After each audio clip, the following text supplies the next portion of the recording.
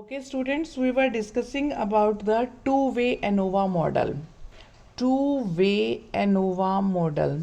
Okay, इसका statistical analysis अभी हमने complete करना था. In the previous lecture, we have learnt about the what is two-way ANOVA. Let me recall that there are two factors, factor A, factor B. Factor A means suppose we are taking the example of n cows. So now we are considering the type and breed and stock of the cow also, that is one factor, and what type of treatment or ration we are fed to the cows, that is another factor. So there are two factors. One is किस type की वो cow है ना. Cow भी different हो गई. अब one way ANOVA में हमने किया था कि cow same breed same stock की हैं और उनके ऊपर डिफरेंट ट्रीटमेंट्स हम अप्लाई कर रहे हैं. तो हमारा एम था अल्टीमेटली उन ट्रीटमेंट्स को, उन राशंस को जो हम फेड करते थे उसका इफेक्ट देखने का. टू वे में क्या है, there are two factors. One is type and stock of the cow means variety. ठीक है, एक फैक्टर हमने लिया उसमें वैरायटी और दूसरा हमने लिया ट्रीटमेंट. ठीक है, तो सोर्सेज ऑफ वेरिएशन में हमारे पास ये थे जो मैंने आपको मॉडल एस्टेब्लिश करना बताया था. That was Y I J. I will vary from 1 to J कि किस टाइप की. I will vary from 1 to K कि कितने ट्रीटमेंट हम अप्लाई कर रहे हैं. And J is from 1 to, हमने J का जो वेरिएबल लिया था उसको हमने n तक लिया था कि स्मॉल n तक कि सॉरी h तक लिया था. तो आप वही वेरिएबल ले लो. h तक लिया था कि h वैरायटी है और k काउ हैं. ठीक है, तो h और k अगर टाइप की हैं तो हमारे पास टोटल कितना बन गया, एच के. यानी कि n कितना है, n is equal to H K. ठीक है ना, टोटल ऑब्जर्वेशंस इतनी है. सो वाई आई जे अगर हम एक का इफेक्ट देख रहे हैं तो हमारे पास क्या आएगा कि कौन सा ट्रीटमेंट, आई मीन्स कौन सा ट्रीटमेंट किस टाइप की काउ पे दिया गया. सो this is the yield of that cow, that is the output of this cow. Suppose take the example of this one 4. That means first treatment is applied on the fourth type of cow. ठीक है, अगर मैं ले लेती हूँ Y32, that means third treatment is applied on the second type of cow. ठीक है ना. अब काउ की वेराइटीज अलग हैं, उनके ऊपर ट्रीटमेंट्स अलग हैं. के ट्रीटमेंट्स हैं, एच वैरायटी हैं. तो वाई आई जे का मतलब है ith treatment applied on the jth variety of the cow. So ये किसके ऊपर था, इसका mean effect, mean general effect mu plus alpha i जो इफेक्ट था due to ith treatment plus beta j the effect due to jth variety plus interaction effect alpha ij. So this was the model, this was the mathematical model for the two-way ANOVA. Now we want to do the statistical analysis of this fixed effect model two-way ANOVA. So statistical analysis करने से पहले हमें इसका क्या पता चलेगा कि हमें इसका मीन एस्टैब्लिश करना आना चाहिए. मीन अगर मैं कह रही हूँ मैं सिर्फ ट्रीटमेंट को, मीन्स ट्रीटमेंट मेरा आई है कि फर्स्ट ट्रीटमेंट का इफेक्ट वाई बार आई डॉट, यानी कि सेकंड वाला वेरी करेगा, फर्स्ट हमारे पास सेम रहेगा. वाई बार आई डॉट का मतलब आई अगर मेरा 1 है तो 1 डॉट हुआ, यानी कि फर्स्ट ट्रीटमेंट का टोटल इफेक्ट कितना है. वाई बार 3 डॉट यानी कि थर्ड ट्रीटमेंट का टोटल इफेक्ट कितना है.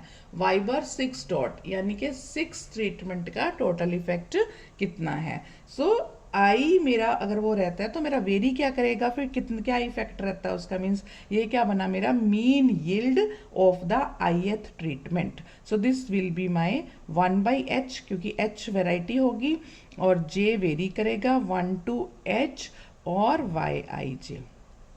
आप समझ गए, मतलब यहाँ पे अगर 2 डॉट है तो ये क्या होगा 2 1 2 2 2 3 2 4 2 5 2 6 अप टू कितना, जितना h होगा और डिवाइड बाय h हो जाएगा.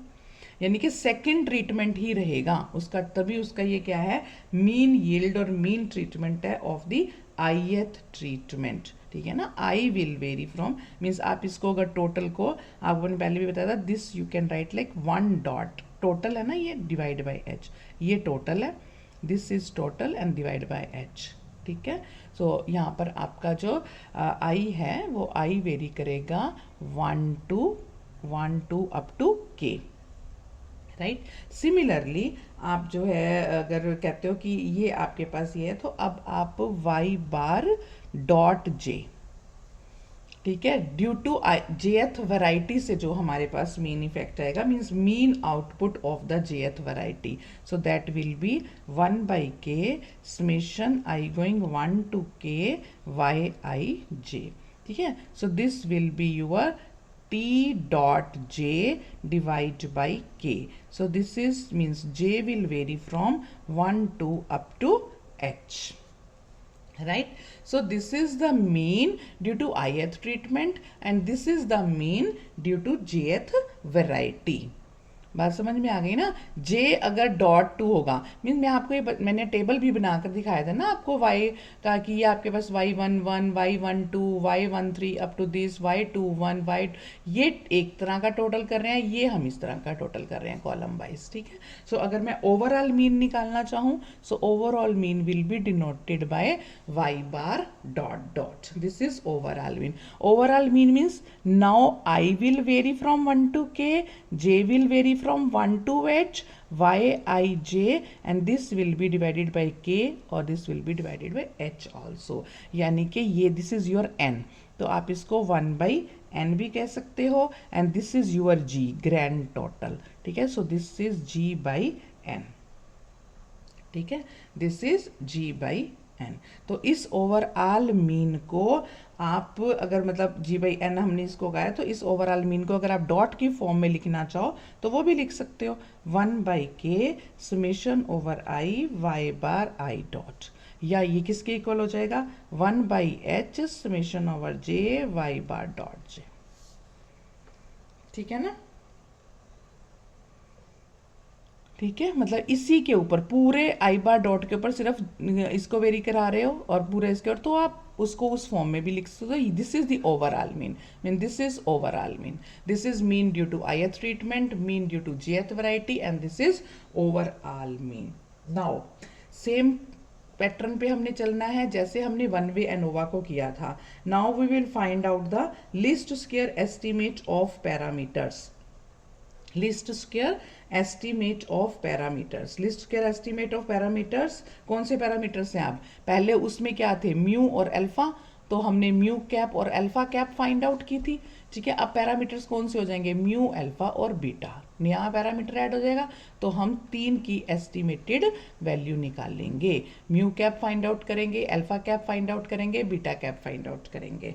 ओके, तो the least square estimates of the parameters mu alpha I and beta J are obtained on minimizing the error sum of squares. Now error sum of squares again on the same pattern, I going 1 to k, j going 1 to h, e i j का square, error का निकाल लिया।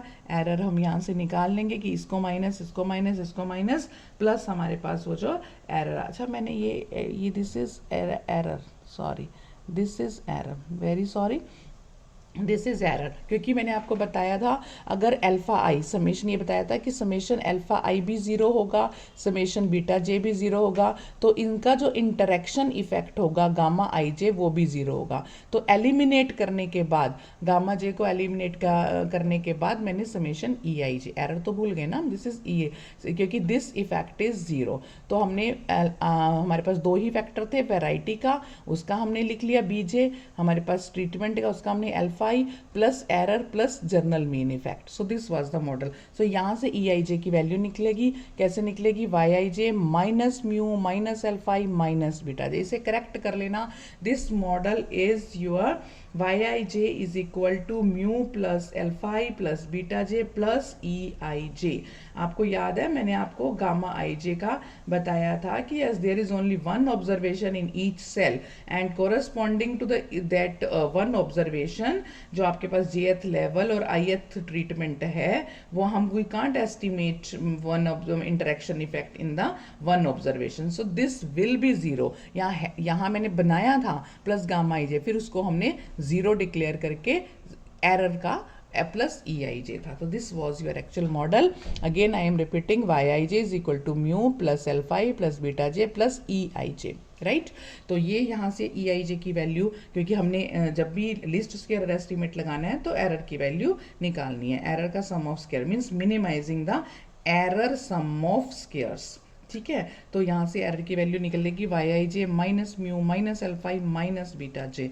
सो this will be your summation over I, summation over j, yij minus mu minus alpha I minus beta j का square. ठीक है, so the normal equations for estimating mu, alpha I and beta j are means partial of E with respect to mu. This will be 0.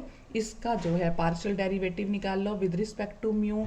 इसका partial derivative निकाल लो with respect to alpha i equated to 0. इसका partial derivative निकाल लो with respect to beta j and equated to 0. ठीक है, इनको equate करने के बाद आपके पास जो इक्वेशंस आएंगी मीन्स आपके पास ये आ जाएगा ना.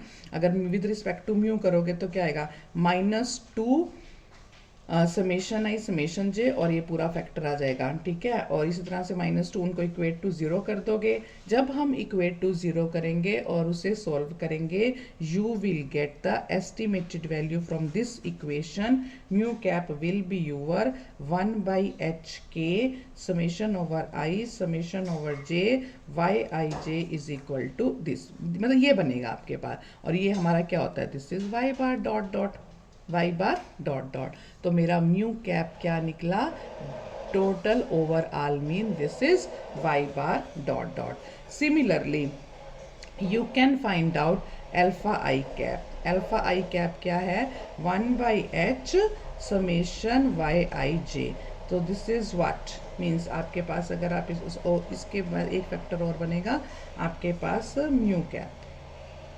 ये क्या है आपके पास, this is your y bar I dot minus Y bar dot dot. इसकी value y bar dot dot. तो अल्फा आई कैप मेरे पास क्या बन गया, alpha I cap is equal to y bar I dot minus Y bar dot dot. ठीक है, this is your alpha I cap. Okay, similarly जब आप बीटा जे कैप निकालोगे, beta j cap this will be your 1/k summation over i y I j minus mu cap. So this is nothing but this is Y bar dot j minus Y bar dot dot. ये mu cap की value y bar. सो ये आपके पास y bar dot j minus Y bar dot dot. इनकी values अब आप अगर लीनियर मॉडल में पुट करते हो तो आपका लीनियर मॉडल क्या बन जाएगा, y I J is equal to y bar dot dot plus Y bar I dot minus Y bar. Alpha i की वैल्यू पुट कर रही हूँ, ये this is alpha i plus beta j की value put कर दो y bar dot j minus Y bar dot dot. ठीक है, प्लस एरर की वैल्यू पुट कर दो. अब एरर की वैल्यू में भी y bar I j minus alpha i की वैल्यू बीटा जे की वैल्यू पुट करने के बाद वाई बार आई dot minus Y bar dot J plus Y bar dot dot. Means सब में आपने अल्फा आई जो एस्टिमेट किया उसकी वैल्यू पुट कर दो, बीटा जे की वैल्यू पुट कर दो, म्यू कैप की वैल्यू पुट कर दो. तो जो आपका लीनियर मॉडल था this will become like this.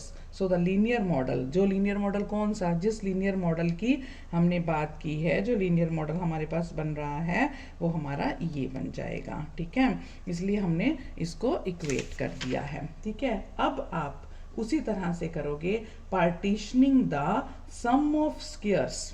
Partitioning the sum of squares means transposing Y bar dot dot to the left side.